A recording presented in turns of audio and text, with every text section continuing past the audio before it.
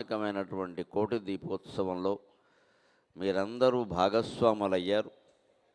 మనం భూలోకంలో హైదరాబాదు నగరంలో ఒక ఎన్టీఆర్ స్టేడియంలో ఉన్నాము అనేది కేవలం భౌతికమైనటువంటి భావన. సాక్షాత్తు కైలాసంలో పార్వతీ పరమేశ్వరుల సన్నిధిలో ఉన్నాము అనేది నిజమైనటువంటి భావన.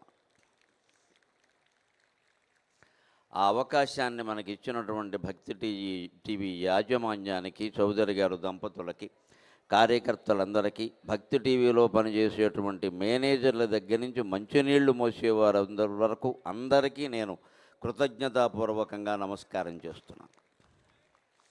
ఇన్నేళ్లుగా ఈ కార్తీక మాసాన్ని మనం 15-20 రోజుల పాటు పవిత్రం చేసుకుంటున్నాం.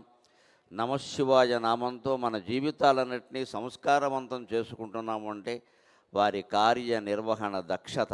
మన ఇంటికి మనం తప్పితే నలుగురు అతిథులు వస్తే ఏం చేయాలో తెలియదు, కానీ ఇన్ని వేల మందితో నడుపుతున్న కార్యక్రమంలో ఎక్కడా ఎటువంటి పొరపాటు జరగకుండా నడుస్తుంది అంటే ఒకటి, మన హృదయాల్లో ఉండేటువంటి భక్తి మనస్సును నియంత్రించినట్టుగా ప్రపంచంలో 1,00,000 మంది అధికారులు కూడా నియంత్రించలేరు.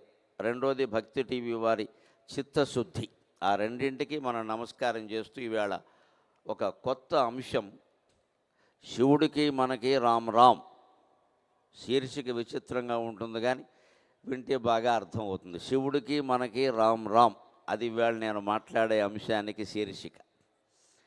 దాన్ని శంకరాచార్య శివానంద లహరిలో ఉండే 2 శ్లోకాల ఆధారంగా చెబుతా. సాధారణంగా మనం ఏమనుకుంటామంటే గుళ్ళోకి వెళ్ళినప్పుడు ఏమీ పట్టుకెళ్లకుండా వెళ్ళకూడదు, అలాగే జ్ఞానులు పండితులైన వారిని దర్శించినప్పుడు కూడా ఏమీ పట్టుకెళ్లకుండా వెళ్ళకూడదు.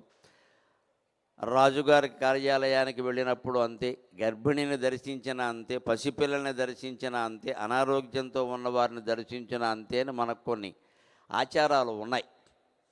రాజుగారి కార్యాలయం అంటే ప్రభుత్వ కార్యాలయానికి ఏమీ పట్టకుండా పెడితే పనులు అవ్వవు.